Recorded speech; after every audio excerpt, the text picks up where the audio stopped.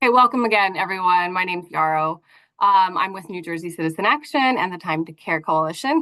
For those watching the recording, the coalition has been around for 20 years. It was actually formed in 2003, so just over 20 years.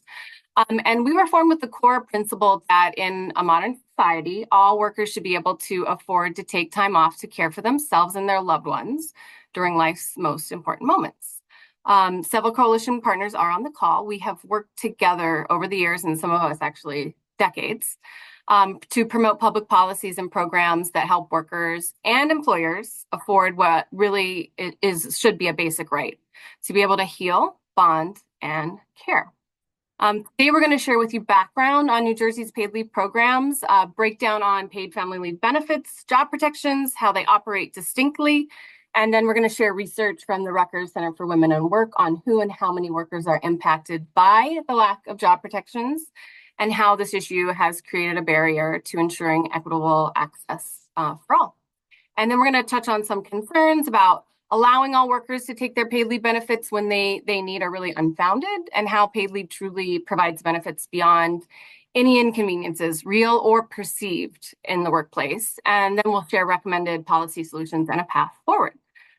We're going to be doing these briefings and taking a deep dive because this issue of job protected paid leave is something that we at Citizen Action and members of the coalition have been committed to for years. And the issue has been advancing in the legislature now for almost nearly a year. And we have found that there's a lot of confusion around the benefit and protections, and in turn, who and how many New Jersey workers are covered or not covered by job protections when specific changes in the law are made. So we hope that today we can provide clarification. So just bear with me a little bit, because before we get into the research, we're going to lay the foundation for how we got where we are today and what is currently available and what the laws cover. We're going to make time for questions and answers. Feel free to put questions in the chat as they come to you. And as I said before, we are recording this briefing and it'll be available to share with you and other colleagues. So let's get started. Next slide. Oh, actually, you can stop sharing for just a minute. It has been 15 years since New Jersey passed the paid family leave program. We just want to say thanks to any of you that may have worked on it, or any of the legislators that you work with. Really, it was a collaborative effort with advocates and workers, legislators and staff, really to pass this program. And it really was a major achievement for the health and economic security of our state's workers and families. And since the benefit came into effect, hundreds of thousands of New Jersey workers have been able to actually afford to take leave, and when they may not have before, so that they can bond with new babies, adopted, foster children, as well as care for their loved ones who may be seriously ill or even dying. I'm going to go now into what paid family leave insurance provides, as well as job protections. And, if you are familiar with this information, you might be surprised to learn something new. But if you are an expert and you know all this, just bear with me. And then we're going to do the dive into the research analysis and the policy discussion after. Okay. Now you can go ahead and share that second slide. So just overview. New Jersey's paid leave benefits provide workers with 85% of their average wage, with a weekly maximum benefit of $1,055 for 2024. And most employees are eligible. This amount does adjust annually based on the statewide average weekly wage, and workers will apply typically online to the New Jersey Department of Labor for benefits at myleavebenefits.nj.gov, but paper applications are still an option. The claims processing system is antiquated and broken, as you may know, and it is being updated as we speak. But their website is really great and improved from years past, and I recommend definitely using the Department of Labor's website as a source of information. Next slide. Okay, so this slide and the next slide are charts that condense a lot of information to try to get at the most common confusion between paid leave benefits and job protections. So we're going to start with wage replacement on the left in orange. This slide covers both paid family leave, or FLI, which we're primarily discussing today, but it also covers temporary disability insurance, or TDI. So TDI at the top on the left provides partial wages in the amount that I just described when workers are unable to work for reasons related to their own health, including a pregnancy-related disability, It's available for up to 26 weeks in a year and must be certified by a medical care provider. Family leave insurance at the bottom provides 12 consecutive or 8 intermittent weeks of benefits when workers need to take time to bond with a new child through birth, adoption, or fostering for both parents in the first year. Also caring for a seriously ill loved one and dealing with issues related to domestic or sexual violence, or caring for someone coping with those issues as well. All right, so on the right, we see job protection details, and at the top, we see federal or FMLA leave, which has been a law since 1994. The other job protection law is the state law, the Family Leave Act, or FLA, which was enacted in 1989. This is the law we're primarily going to be discussing today. But both of these job protection laws are available each for 12 weeks of leave. The main difference being that FMLA covers leave for your own health, so while you're maybe taking TDI or disability, and bonding with a new child and caring for a family member. The New Jersey Family Leave Act does not include job protections for your own health. They may or may not, these two laws may not run at the same time concurrently, depending on how they're used. But it's important to note that for birthing people or the moms, they can typically have access to job protection if they're eligible for up to 12 weeks for their own health or pregnancy and recovery from childbirth under the FMLA, and then 12 weeks under the New Jersey Family Leave Act to bond with the new child or new baby. This is, of course, important information to share, especially, we know that there's research showing there's benefits for healing and recovering for birthing individuals, and that it is a tool in the fight against the Black maternal health crisis that we have here in the state. So next slide. So here we see outlined in a similar fashion the different eligibility criteria for wage replacement or paid family and medical leave benefits on the left. And to be eligible, it's about workers meeting minimum earnings in covered New Jersey employment. And these adjust every year. For 2024, workers must have earned at least $283 in 20 weeks or $14,200 in the base year period to be eligible. Workers can meet the minimum earnings eligibility criteria at any covered New Jersey employment. So essentially the benefit is portable. It's not tied to an employer. And as it says at the bottom, the size of the employer is irrelevant. And this is different though for job protection coverage. So for job protection eligibility, you have to look at two laws, and both laws require that you are with your employer for 1 year. For FMLA, you have to work 1,250 hours with your current employer and have 50 employees within 75-mile radius. Okay. For the New Jersey Family Leave Act, you must have worked at least 1,000 hours as well as the full year. And the employer must have at least 30 employees worldwide or is a government entity regardless of size.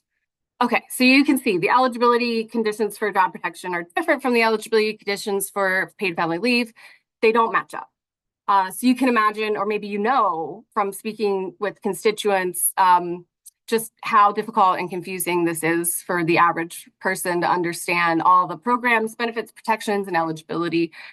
There really is an enormous amount of confusion, not only among workers, but also employers and even HR. So really, as it's been structured or as our laws have unfolded in our history of passing these programs and these laws, our paid leave benefits do not have a leave guarantee as part of the paid benefit. So as a result, it just means access to the benefit is out of reach for many because of fear of job loss or lack of job protection coverage. And it undermines the promise of paid leave to help reduce economic insecurities and structural inequities. And I just want to say, I think this is understood by and large by everyone, but I want to note that these programs work essentially as social insurance funds. So for family leave insurance, it's solely funded by employee payroll deductions. So it's a low cost benefit, of course, because the contributions are pooled and because workers' life events that are covered under the program are relatively infrequent. Like these don't happen all the time over the span of our working careers. The aim in creating such public policy really at core of it is to make access to paid leave more universal and reduce inequality in access to the benefit because, if we just relied on voluntary private paid leave systems where employers choose to provide it or not, workers are either they're winning the employer lottery or they're losing. And the winners are often more than not high wage and white workers. So Before we turn to more closely looking at who is left behind in these gaps around job protection, I just do want to emphasize this point that the reasons we're so focused on closing the gap is because we believe in the value of public policy, and having people continue to fall through the cracks has this unintended consequence of subverting what was really meant to be a good policy for working families. And fixing it so that we have truly equitable policy can really make the difference in the health and well-being in the lives of the people it was intended to help. So I'm going to speak a little more to the issues faced by the gaps after we hear from Dr. Becky Logue-Conroy from Rutgers University Center for Women at Work, who is going to share some of the findings that speak to how many workers are left out of job protections. Becky, take it away. Hi, everyone. My name is Becky Logue-Conroy. I am a research analyst at the Center for Women in Work at Rutgers University. And just to preface my talk today, a couple of years ago, we did an initial analysis looking at who was left behind, focusing on the number of employees. And so we did an initial report focusing on the number of employees, but we realized after that report that we were missing the people who'd be left behind if they didn't meet these other criteria. So they did not meet B or C. They haven't worked at the same employer for the last 12 months or haven't worked for more than 1,000 hours in 1 year. So we went back and redid this analysis, focusing mostly on those hour and tenure requirements. So the number of hours and the amount of time that you've worked at your employer. For all three of these criteria, 30 or more employees, the same employer for at least 12 months, and haven't worked 1,000 hours in the last year, we find that 1.7 million New Jersey workers, we estimate that from the census, are not protected when taking family leave because they don't meet one of these three criteria. So if you go to the next slide, when we look directly at those tenure and hour requirements, we found that 1.15 million workers lack those job protections because they don't meet the tenure and hour requirements, regardless of employer size. And that's about 27% of New Jersey workers. And we also found that those workers are more likely to be younger, they're more likely to be female, and they're more likely to earn lower incomes. And if you look at this pie chart, you'll see that many of the workers don't qualify for job protection because they have worked for less than a year at their employer. So that's over 50% of workers.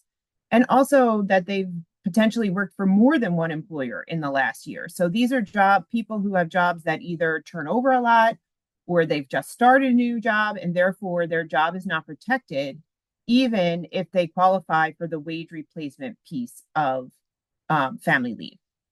So you can go to the next slide. So here again, we find that while the percent of workers it's about 50-50, we do find that those who are not protected are more likely to be female, so 58% to 42%. And then if you go to the next slide, when we look more closely at the kinds of jobs that people have who are not protected, we find that these are jobs that are lower paying, are more likely to have turnover. So healthcare support. So healthcare support are jobs like home health aides and home health assistants, those kinds of jobs. Education, instruction, and library, and then also food preparation and serving related. So fast food jobs or any other jobs in restaurants, those kinds of jobs that are more likely to turn over, and therefore people may not work for the same employer for at least a year or even work at least 1,000 hours. So we find that the tenure and hour requirements are actually keeping people from being protected regardless of the size of employer that they work at. So I think I'm giving back to Yarrow now. Thank you. Okay, thank you, Becky. I just want to add some information to emphasize some of what Becky has helped us understand about who is left out of the data analysis. If you can please share the slide after Becky's slide. Nat, thanks. So we do see generally that low-wage workers and also workers of color are less likely to be covered under job protection. I think Becky kind of described this. They're more likely to work for small employers, work part-time, or switch jobs more frequently. We do see this in other data sets, though. And these workers are just more vulnerable. They're more likely to be afraid of losing their jobs when they need to take leave than higher earners. And so we see even in polling that 61% of workers of color report concern about job loss compared to 38% of white non-Hispanic workers. So strengthening job protections for New Jersey workers is also an issue. Primarily we're talking about equity. As I said before, we know white, higher earning, higher educated workers are more likely to have job protected, employer provided paid leave benefits. And they're also using the state paid leave program more. So while lower earners are paying for a benefit that they're less likely to be able to access. And these disparities are more evident when viewed through the lens of race. And we see that here in the slide as well. Also, we see that research from California shows unequal access to job protection. Working parents with low incomes there proportionally lack job protection. Only 42% of Medicaid covered workers have job protected leave compared to 71% of workers with high income. Okay, so the next slide here. In addition to this unequal job protection coverage, we again see unequal access to our paid leave benefits. The lack of job protection makes it too risky for workers to take their paid leave benefits, and we have the lowest uptake of the benefit. I mentioned before, we did improve, I think I did, maybe I didn't, but we did improve our program just 5 years ago. What we did is we increased the time available from 6 to 12 weeks, and we raised the benefit from 66% of average wages to 85%. So we made it more accessible. We made it more affordable for people to be able to take their time off, but New Jersey still remains behind other states. So we see lower income workers are underrepresented among family leave insurance claimants. Men are taking it still here in New Jersey at lower levels compared to other states. In 2017, men made up 12% of New Jersey FLI bonding claims, while they accounted for about 30% of bonding claims in California and Rhode Island. Next slide. Oh, you'll see in that slide. Okay. And we have the lowest level of job protection covered for workers taking leave compared to other states. So newer states passing paid leave policies understand that you must connect job protection to paid leave. And so as a result, New Jersey is no longer a leader on leave. We've fallen behind other states' paid leave policies do protect workers' jobs during leave. So 9 of the 12 other states with paid leave programs include job protections when taking paid leave benefits. And the 3 states that have eliminated the tenure and firm size requirements for job protected leave actually provide job protection to over 90% of all workers during paid family leave. So yes, again, this pitch, right? We need to make our programs and laws make sense and meet workers and families' needs so that they can access their benefit that they're paying for and take the time that they need.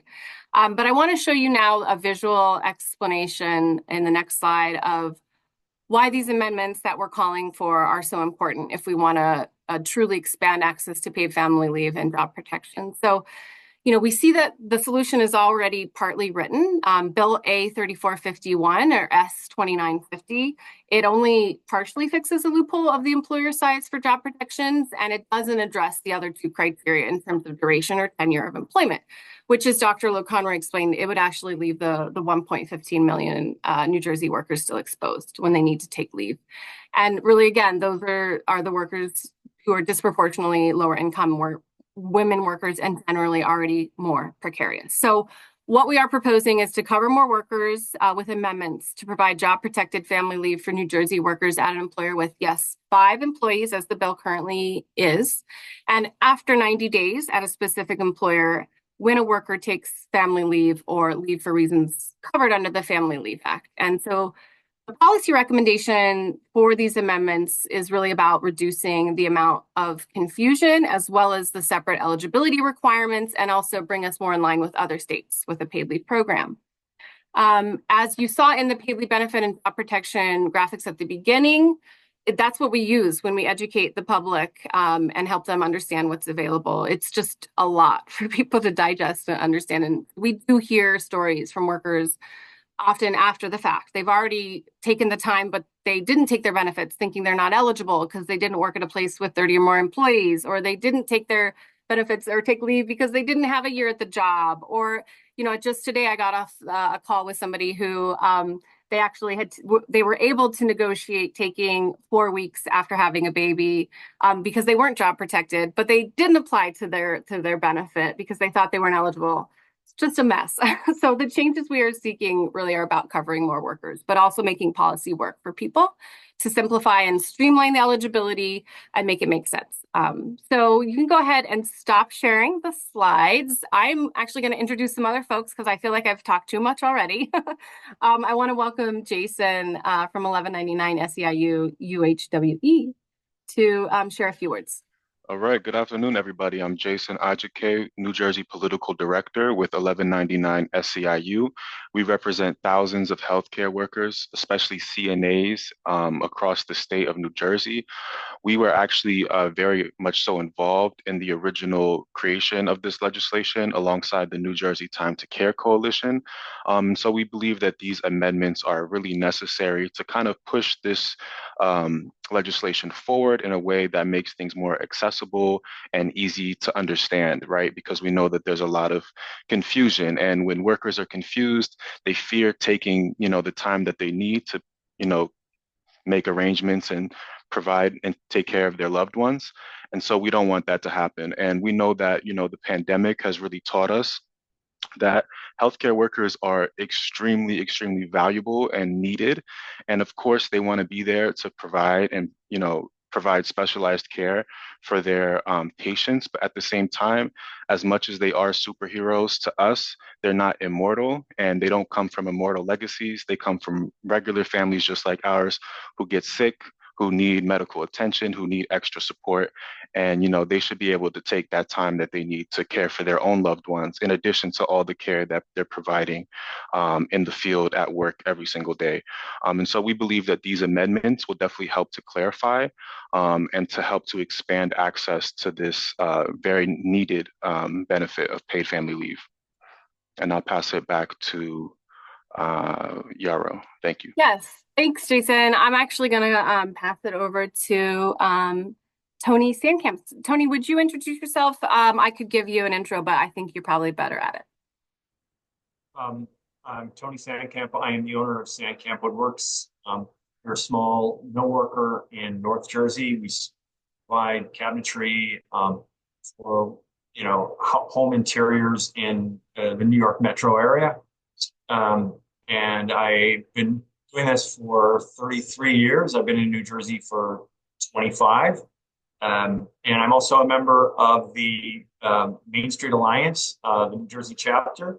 And if you don't know Main Street Alliance, we are an alliance of thousands of small businesses across the nation, aligned for progressive initiatives that are good for business. I've been someone who's been behind family leave. And even though I only have 5 employees, I've provided protected leave to my employees from the outset. And I found that the reason for that was there are many benefits to my small business. I, as a small business owner, and from what I know of, and the small business owners I know, we mostly can't afford to provide a private program for family leave. And because of that, we're at a competitive disadvantage to large corporate businesses. And the New Jersey FMLA provides sort of a leveler for the field. I find that with family leave, and I've experienced both before family leave and after family leave, as I've been 33 years in business, that it's been an all positive situation for me. First of all, before family leave existed, I had an employee that unexpectedly quit in the middle of a heavy season of cabinet making. And I found out later that he never told me why at the time, but I found out later from a mutual friend that he had quit because his mother was dying in Florida, and he needed to move down there and take care of her. Had family leave existed at the time, and if I had known about it, I would have done whatever I could. But had family leave existed in New Jersey at the time, I would have, certainly would have provided a solution for him, and he would have probably stayed with me. After the family leave program, I had an employee who came to me one day and said his wife was having twins and that he was going to need to take time off. And both of these two men were my most important employee.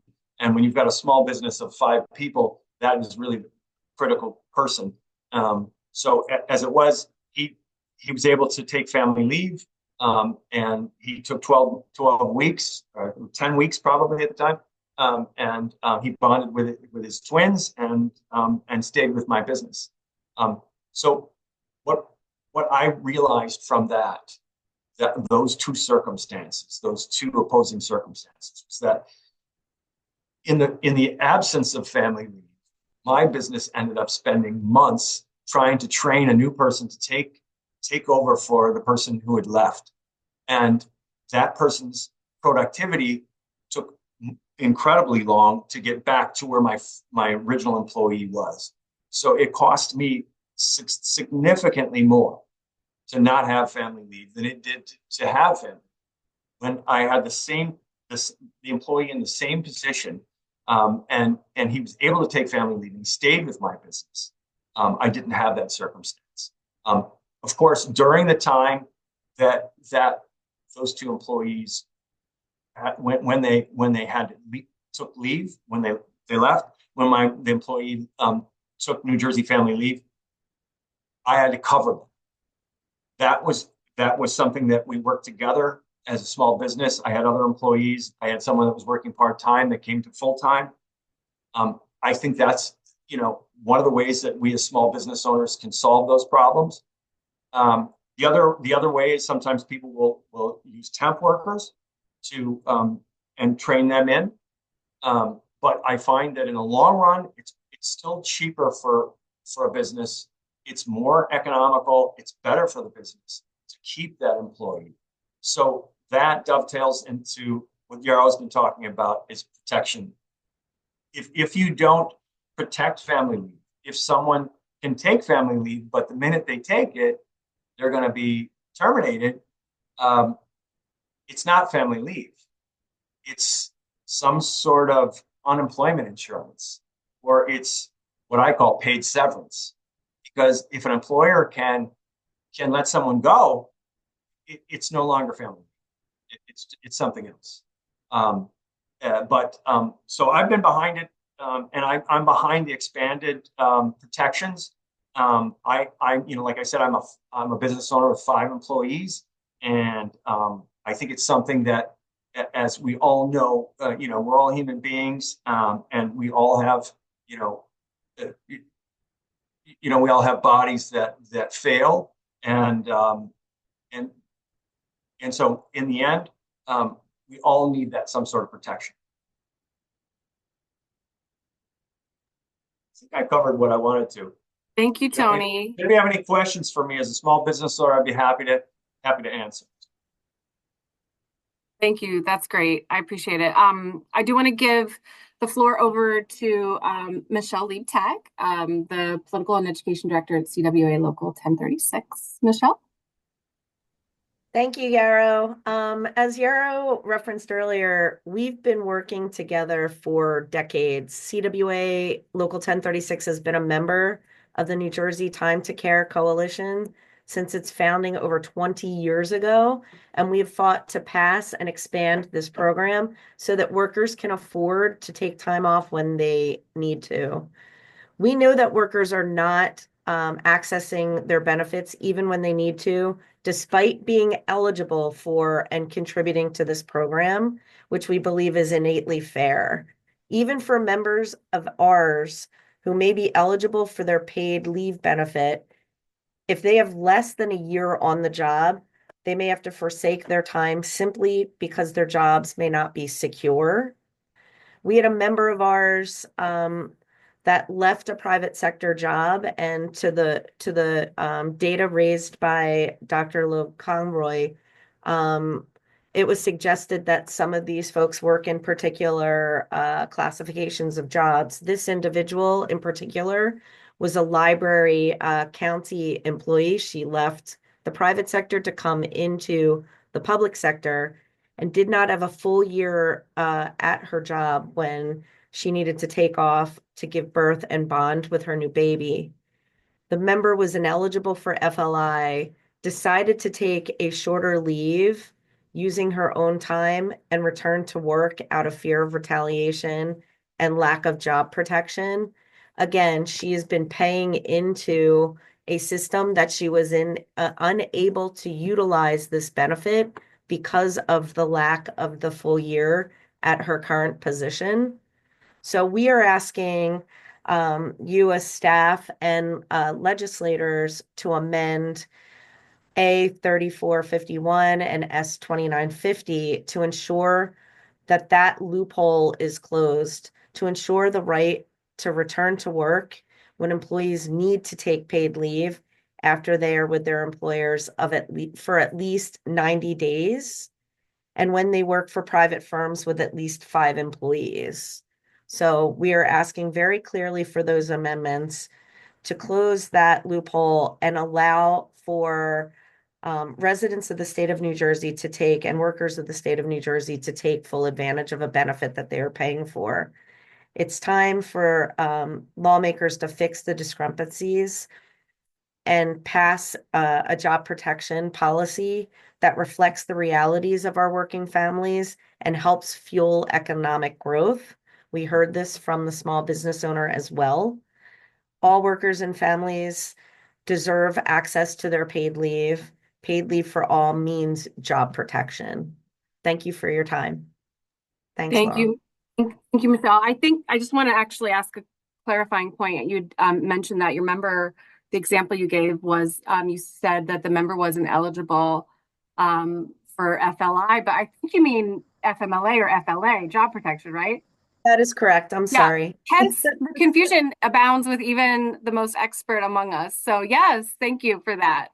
I appreciate you taking the time to be here. And before I ask other coalition members just to say hello to everyone here, I want to actually share a very short story from our story bank. Nat, if you're ready, story is recorded because it's often really hard for workers to take the time to join us at events like this during the day. But it does kind of paint a very brief picture for somebody who was faced with the lack of job protections. Go ahead. My wife and I moved to New Jersey as we were getting ready to start a family. We knew that New Jersey's paid family leave program would help us afford to take time off when we were ready. After we moved, I found a job as a teacher and my wife became pregnant. I learned that because I had not been at my job a full year, I was not eligible for job protections and my school would not approve my leave. This despite paying into and being eligible for New Jersey's paid family leave benefit. After my daughter was born, she had to go to the NICU for a week. After a week, we were finally able to take her home, but then I had to immediately return to work. It was incredibly disappointing to not be able to spend more time bonding with my newborn daughter and helping my wife, who had a hard recovery. During this time, I felt so unsupported that as soon as the school year was over, I began looking for another job. We need to improve job protection so that others are not faced with the pain of having to work instead of being with their loved ones during life's most important moments. All workers and all families deserve access to paid leave. Paid leave for all means job protection. So yes, that's our call to action. Paid leave for all means job protection. And we will share other stories that we have in our story bank when we follow up with everyone over email, because we do have several other compelling stories and a few that actually are very heart-wrenching. So yes, thank you. Does anyone here from the coalition just want to hop on really quick and say hi and who you are, introduce yourselves? I will. Good afternoon, everyone. My name is Peg Kinsel. I'm the policy director at SPAN Parent Advocacy Network. And along with a lot of the partners here, been on the front lines since this work started. Some of the most proud advocacy work I've done over the last 20 years. I was thrilled that New Jersey was at the front of the pack. We worked hard to make it happen. I was thrilled when we had the bill signing, when we improved the bill 10 years later. But I'm just going to say 2 words that my learned colleagues already said to you. Inequity, how do you pay into something you can't access? And confusion. We work to support families and empower the professionals that work with them and have worked on this, as I said, almost 20 years, and it's still confusing. And it's confusing in that scope, let alone a family trying to access it.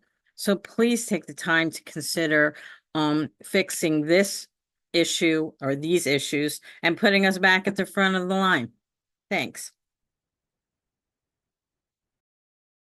Thanks, Peg. Anyone else? That's great. Thanks. I can share. Go ahead. I love that, Peg. My name is Calandria Ortiz Resende, and I am the policy director at the New Jersey Coalition to End Domestic Violence. And I have been working since, I guess, 2019-20 with the coalition. The Coalition Against Domestic Violence has been member of the Time to Care Coalition for longer than my time. And we are extremely grateful that in 2019, when the law was reviewed, domestic violence survivor was added for them to have access to pay leave while they are seeking for safety and healing from themselves and their children, for those who have children. And yes, the main reason that survivors are not accessing pay leave, right, as Peck mentioned, that every employer is paying is not out of the taxpayers' monies from each individual person. One, because it's so difficult to navigate the difference and so confusing. But another one is because it's not protected. Job is not protected. When we talk to domestic violence survivors, the first question they ask is my job safe? Unfortunately, the answer is we don't know, because we don't. In the state, we don't have the job protection. Although people can argue, or lawmakers can argue, we have the New Jersey Safe Act that protect domestic violence survivors for pay leave. But this is a federal act, which is impossible to make it work. For that, as survivors, if the survivor ended up losing their job, they will have to put in a private cause to the Supreme Court. This is a process that, beyond being extremely expensive, it takes years.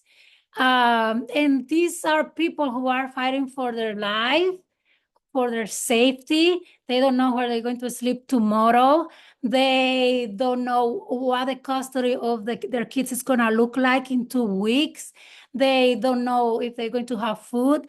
They are in one of the most traumatic, one of the most cruel experiences. So they can now engage into the Safe Act. So what we really need to make sure survivors have access to their safety, to their rights, is a clear job protection, something clear, something that they are not afraid to apply, something that they can keep in many, or in most cases, the only source of income that they have, that is their job.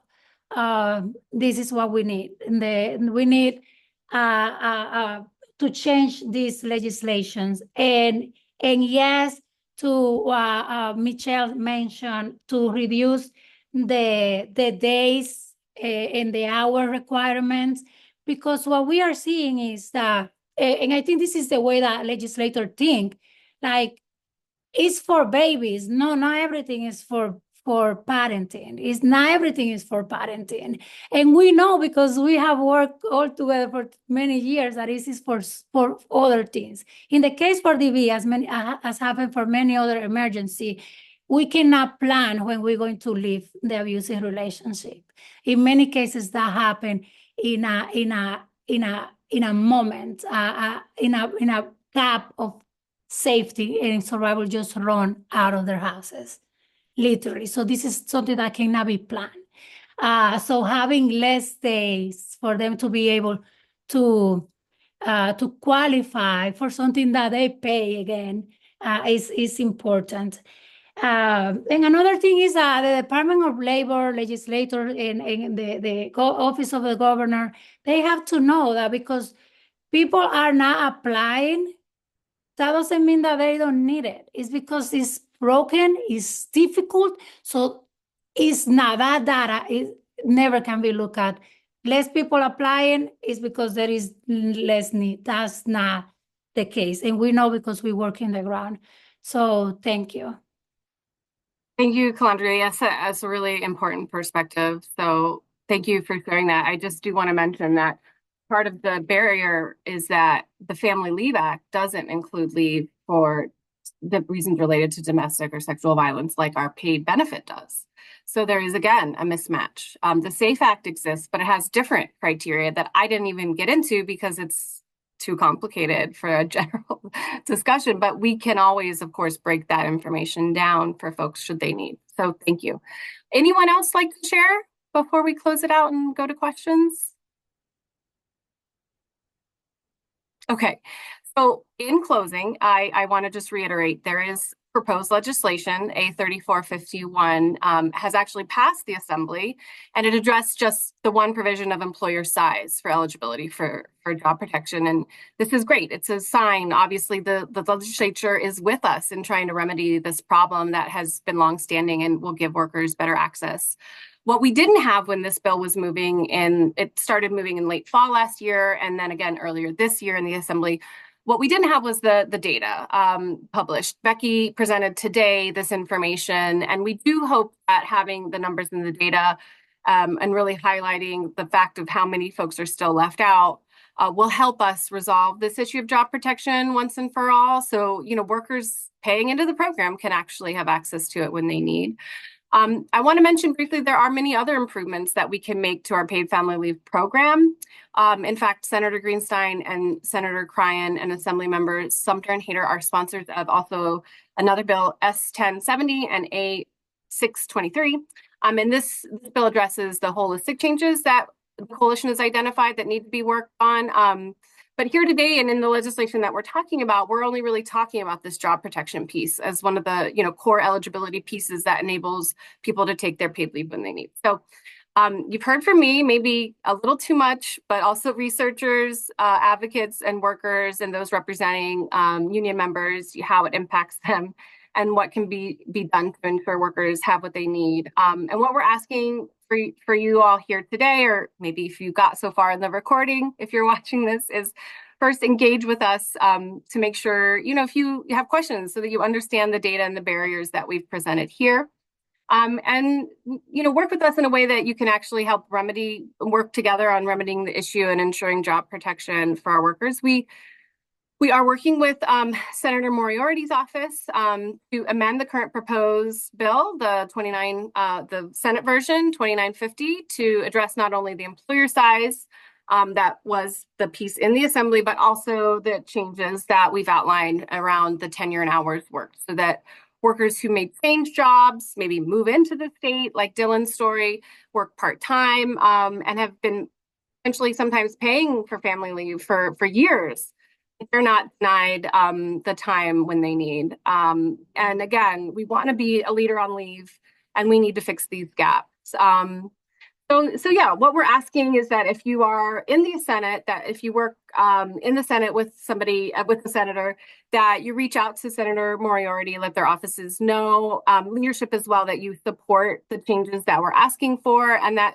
considers co-sponsoring the bill 2950, so that we can show the amount of support for these changes to close these gaps. And really, we are deeply committed to seeing us through. We know that these types of bills don't happen overnight. It does take time.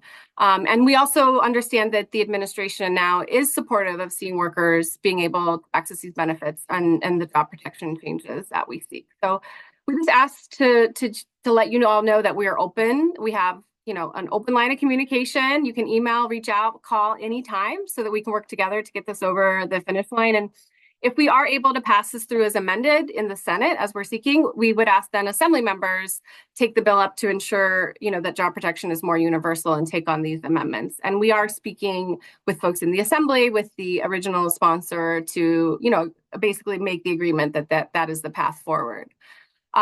Just again, we believe that we can't ignore the data and the inequities, and that they will persist if we just pass these partial policy solutions. And it is about these really important moments in life that make us human, being by our dying loved ones, our newborn babies. And we have to always keep that in mind when we're talking about policy details and eligibility and all the kind of nitty gritty, that it's about these, experiences in our lives and in the workers of New Jersey.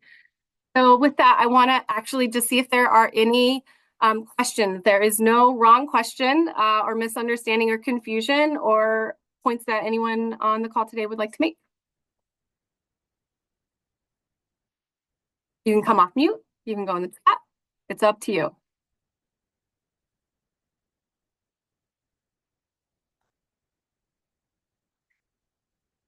Well, we really poured our hearts out to you all. I hope that you heard the message loud and clear. And we're here to continue the conversation and continue to meet. So I'll just take another moment. I know the awkward silence sometimes is okay. All right, let's keep the conversation going and the effort moving forward. Thank you all so much. Have a great day. We'll send you an email with all the details so you can share with your staff and your team wherever you work, in what office you are. Thank you. Thank you for the briefing. Thank you. Oh. Thank you.